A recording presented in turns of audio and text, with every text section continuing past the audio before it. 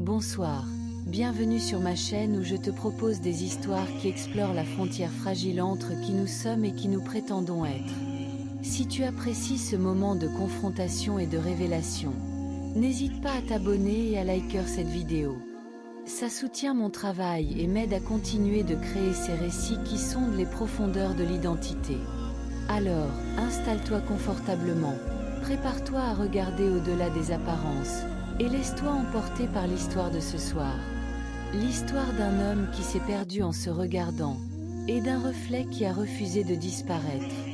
Étienne Blanchard avait 41 ans et travaillait comme responsable marketing dans une grande entreprise pharmaceutique. Sa vie, vue de l'extérieur, semblait parfaitement réussie.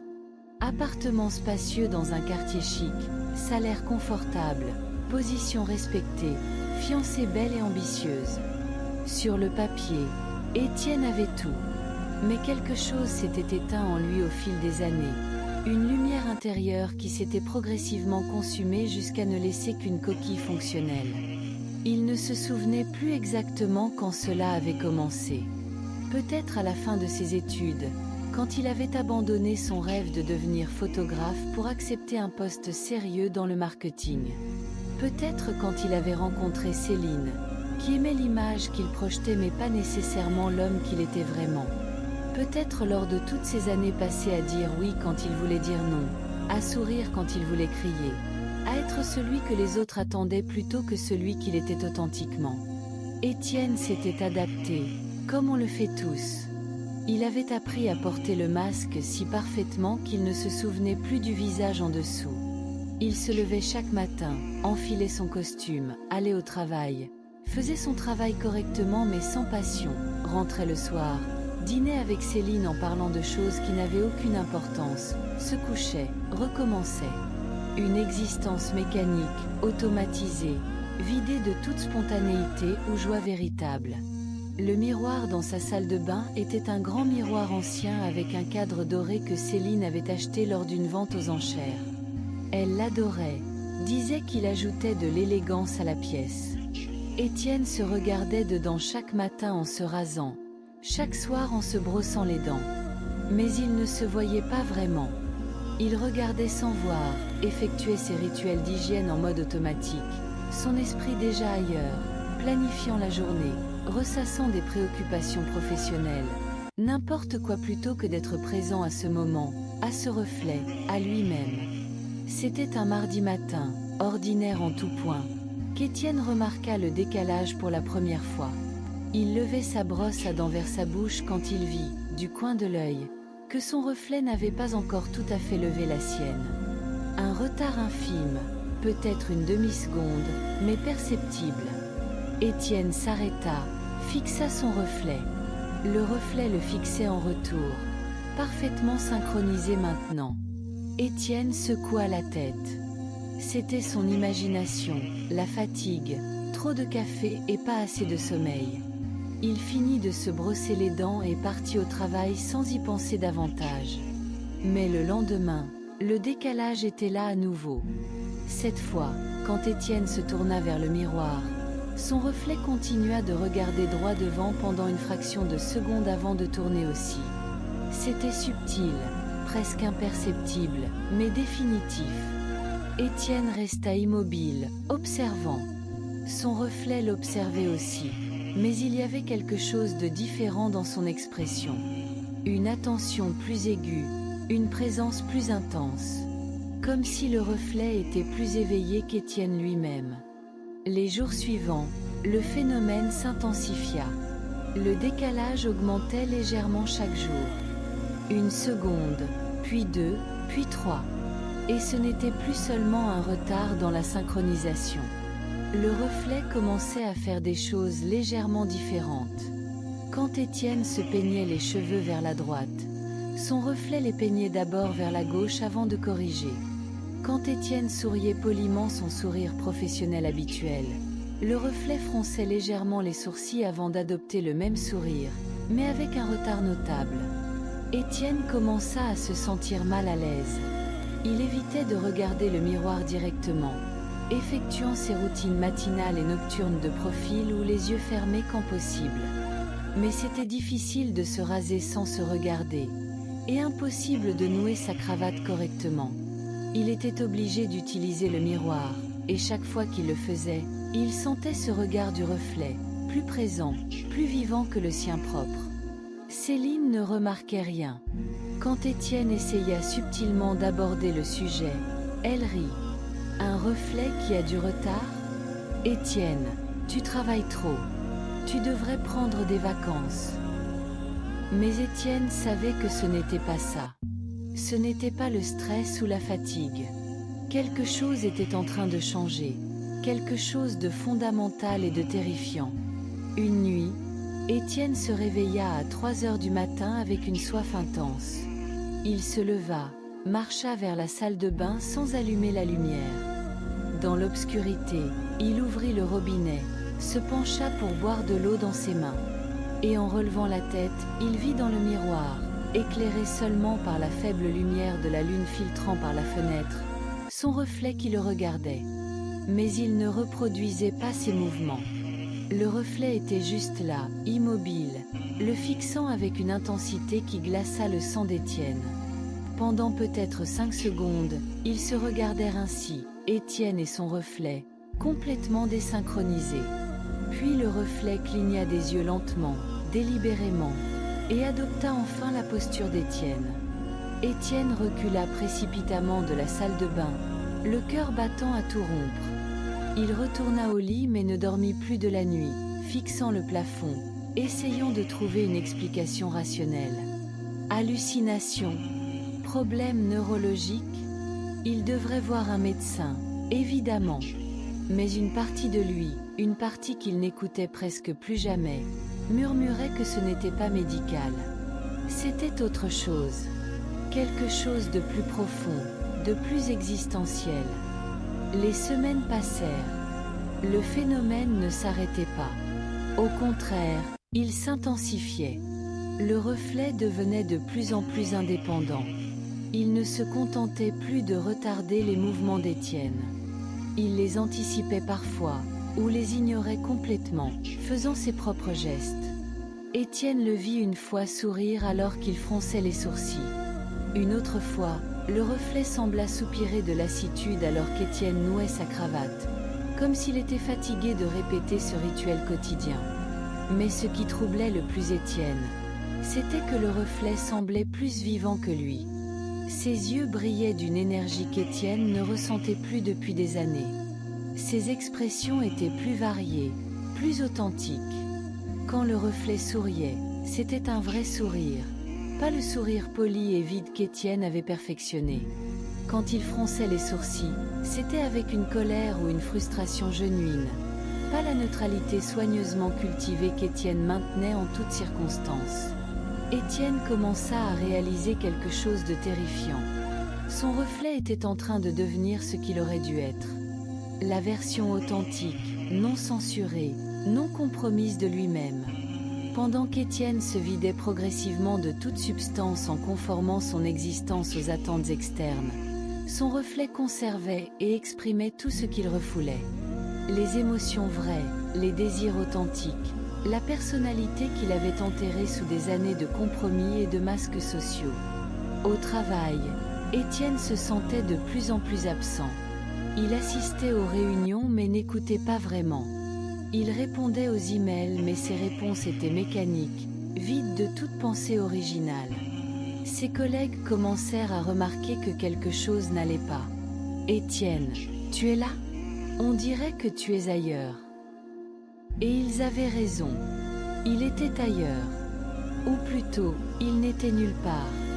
Il devenait un fantôme dans sa propre vie. Céline aussi remarqua le changement. « Tu es distant ces temps-ci. Qu'est-ce qui ne va pas ?» Étienne essaya d'expliquer mais les mots ne venaient pas. Comment pouvait-il dire qu'il se sentait disparaître, que son reflet était en train de prendre sa place, qu'il ne savait plus qui il était vraiment? Elle ne comprendrait pas. Elle le regardait déjà avec cette expression inquiète qui suggérait qu'elle pensait qu'il avait besoin de thérapie ou de médication. Un soir, Étienne se tint devant le miroir pendant 1 heure entière, le fixant, essayant de comprendre.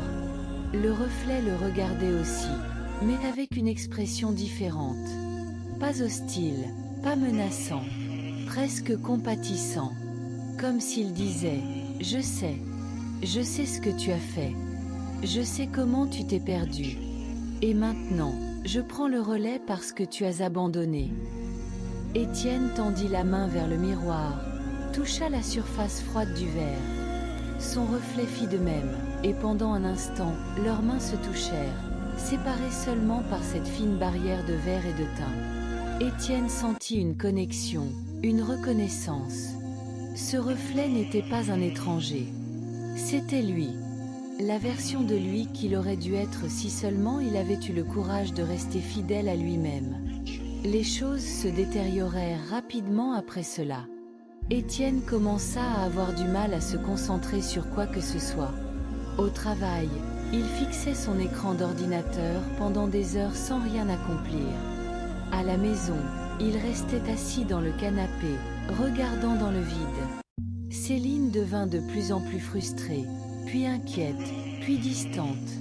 Leur conversation se limitait au strict nécessaire. Le mariage prévu pour l'été fut reporté sans date fixe. Étienne savait qu'il devrait réagir, faire quelque chose, mais il n'en avait plus la force. C'était comme si toute son énergie vitale était en train de se transférer vers le reflet. Plus le reflet devenait vivant, animé, expressif, plus Étienne devenait éteint, vide, absent.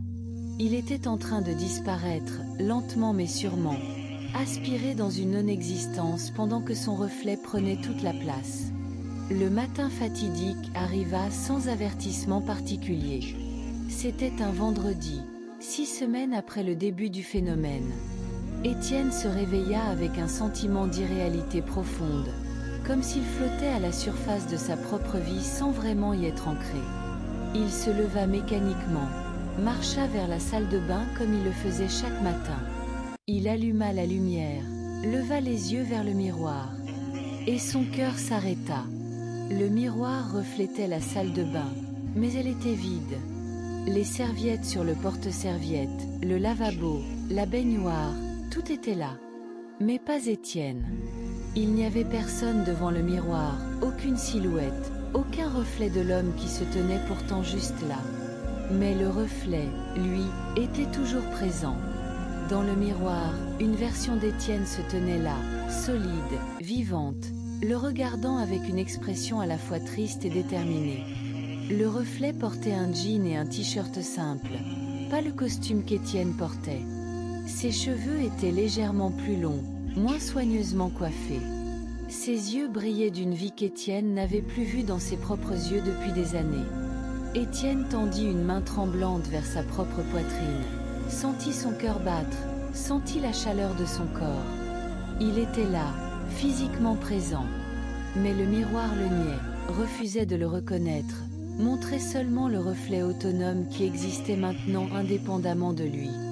Le reflet dans le miroir bougea, et pour la première fois, Étienne entendit sa voix.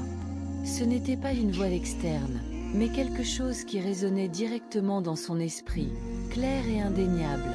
« Tu m'as abandonné, Étienne.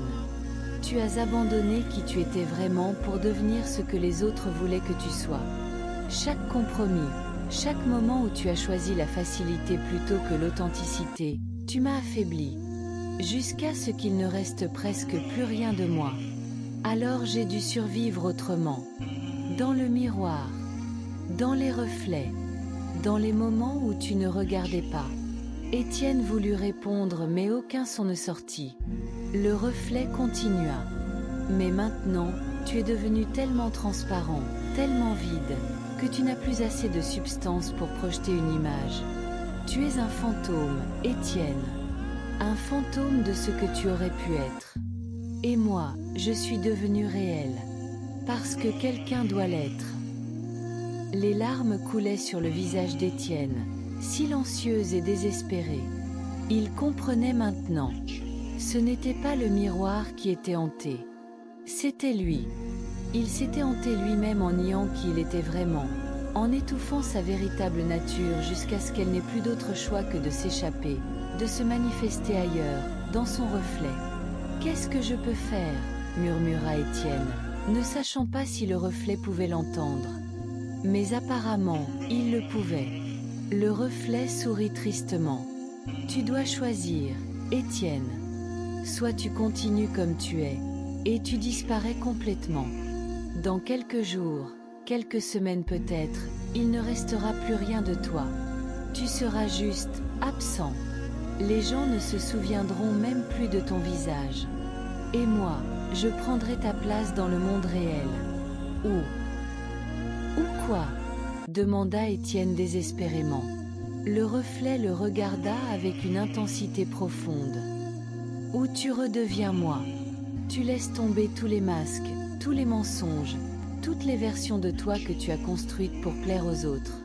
Tu redeviens authentique, même si c'est difficile, même si ça signifie perdre des choses. Tu te bats pour exister vraiment, pas juste pour survivre. Et si tu fais ça, nous pouvons nous réunifier. Redevenir un. Étienne resta là, tremblant, face à ce choix impossible. Disparaître complètement ou se battre pour redevenir lui-même.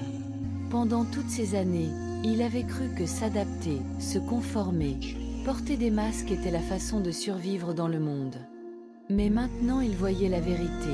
En s'adaptant trop, en se conformant trop, il s'était effacé lui-même. À force de se nier pour plaire aux autres, il avait fini par ne plus exister du tout. Je ne sais même plus qui je suis vraiment, admit Étienne d'une voix brisée. Le reflet hocha la tête avec compréhension. Je sais. Tu t'es perdu. Mais je suis toujours là, Étienne. Je garde tous les morceaux de toi que tu as abandonnés. Tes rêves de devenir photographe. Ton amour pour la musique jazz. Ton désir de voyager, de créer, de vivre simplement et authentiquement. Ta capacité à dire non quand quelque chose ne te convient pas. Ton courage de être vulnérable, de montrer tes vraies émotions. Tout est encore là, en moi. Tu dois juste avoir le courage de me réclamer. Étienne ferma les yeux, respira profondément. Il pensa à sa vie, à ce qu'elle était devenue. Un appartement qu'il n'aimait pas vraiment mais qui impressionnait les visiteurs.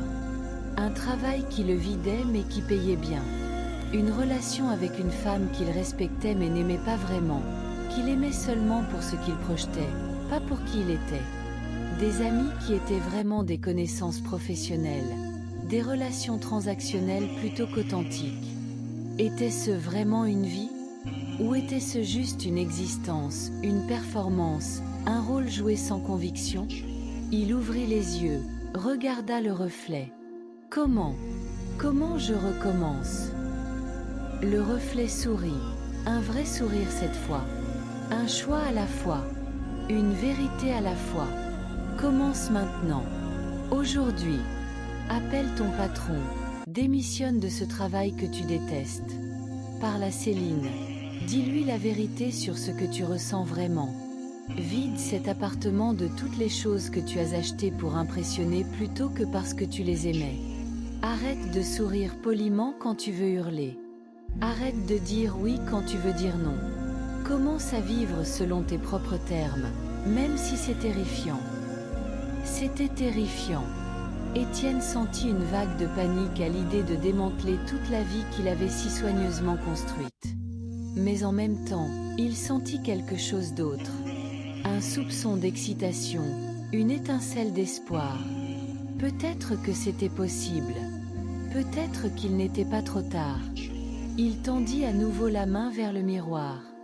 Cette fois, quand ses doigts touchèrent le verre, il sentit quelque chose de différent. Une chaleur, une connexion. Le reflet tendit aussi sa main, et à travers le miroir, il sembla presque qu'il se touchait vraiment. « Reviens » murmura le reflet. « Reviens à toi-même, Étienne. Je t'attends. J'ai toujours attendu. » Étienne recula du miroir, prit son téléphone, composa le numéro de son bureau.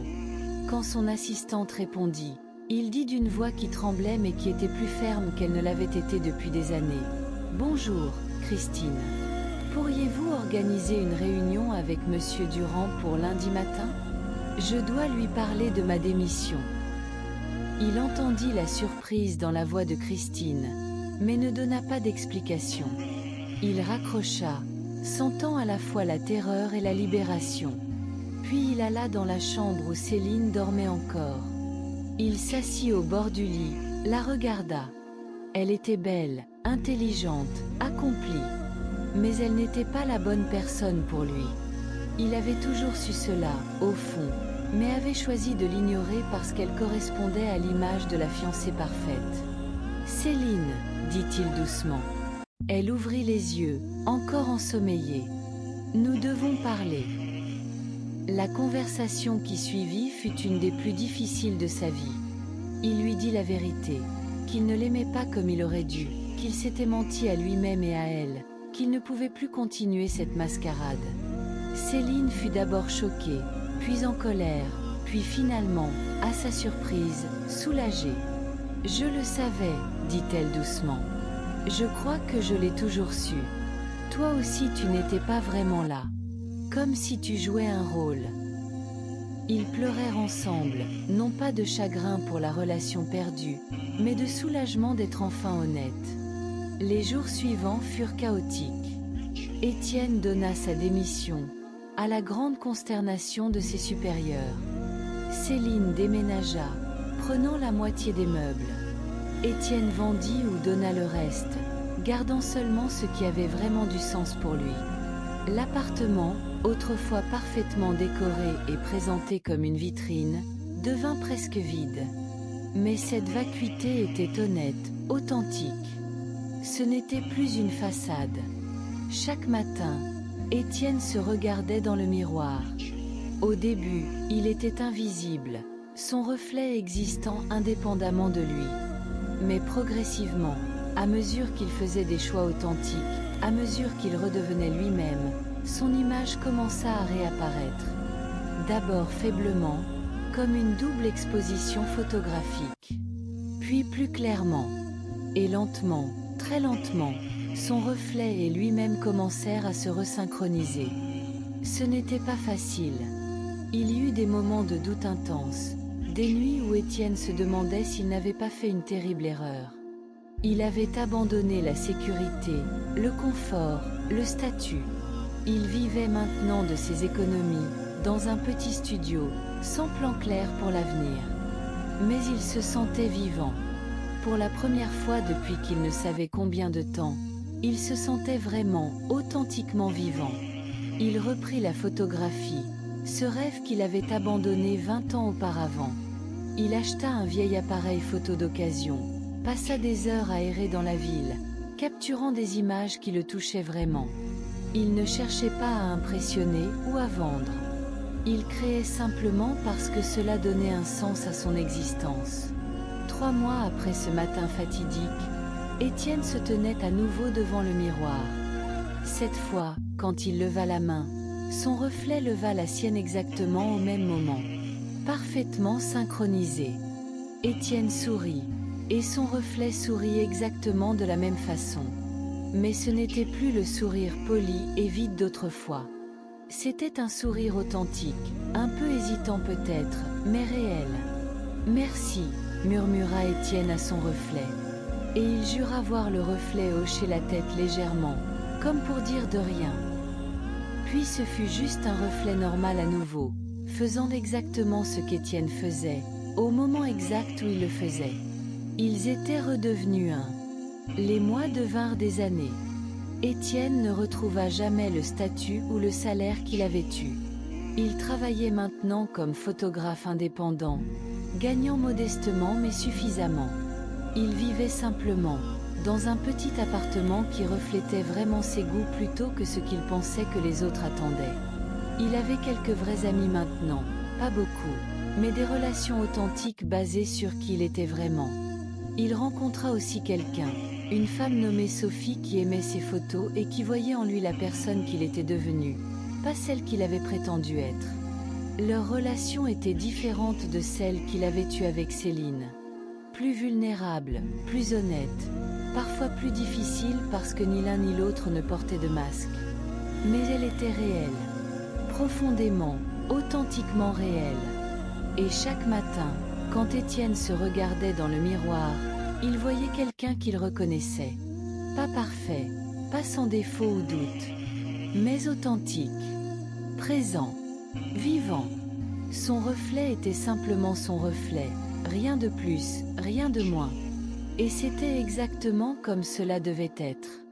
Parfois, tard dans la nuit, Étienne pensait à cet autre chemin qu'il aurait pu prendre. Si ce matin-là, face au miroir vide, il avait choisi de continuer à se nier, à fuir, à exister sans vraiment vivre, il se demandait ce qui se serait passé. Serait-il complètement disparu, laissant son reflet prendre sa place dans le monde? Ou aurait-il simplement continué comme un fantôme, présent physiquement mais absent de toute façon significative? Il ne le saurait jamais, et c'était bien ainsi. Parce qu'il avait fait le choix difficile. Il avait choisi de se battre pour exister vraiment, même quand c'était terrifiant. Il avait choisi de redevenir lui-même, de récupérer toutes les parties de son être qu'il avait abandonnées au nom de la conformité et de la facilité. Et maintenant, quand il se regardait dans le miroir, il ne voyait plus deux versions de lui-même en conflit. Il voyait juste Étienne, complet, unifié, authentique, imparfait mais entier. Et cela valait tous les sacrifices, tous les moments de doute, toute la difficulté du chemin. Car la leçon qu'il avait apprise, gravée dans son âme par cette expérience impossible, était simple mais profonde. À force de se nier et de se perdre, on peut finir par laisser une autre version de soi prendre toute la place. Mais on peut aussi choisir différemment. On peut choisir de se battre pour sa propre existence, pour son authenticité, pour le droit d'être pleinement soi-même même quand le monde demande qu'on soit quelqu'un d'autre. Ce n'est jamais facile. Ce n'est jamais confortable. Mais c'est la seule façon de vraiment vivre plutôt que de simplement exister comme une ombre, un reflet, un fantôme dans sa propre vie. Merci d'avoir regardé avec moi dans ce miroir ce soir. J'espère que l'histoire d'Étienne t'a touché, qu'elle t'a fait réfléchir aux masques que nous portons tous, aux versions de nous-mêmes que nous présentons au monde versus qui nous sommes vraiment au plus profond. Nous nous perdons tous un peu, à différents degrés, dans l'effort de s'adapter, de plaire, de survivre dans un monde qui souvent valorise la conformité plutôt que l'authenticité. Mais nous avons toujours le choix de nous retrouver, de réclamer notre véritable identité, de choisir d'exister pleinement plutôt que de simplement paraître. C'est le travail le plus difficile, mais aussi le plus libérateur. Si cette histoire t'a plu, n'hésite pas à liker cette vidéo et à t'abonner à ma chaîne pour d'autres récits qui explorent les profondeurs de l'identité et de l'existence. Prends soin de toi, regarde-toi vraiment dans le miroir, et aie le courage d'être qui tu es authentiquement. Bonne nuit, et que ton reflet soit toujours fidèle à ton être véritable.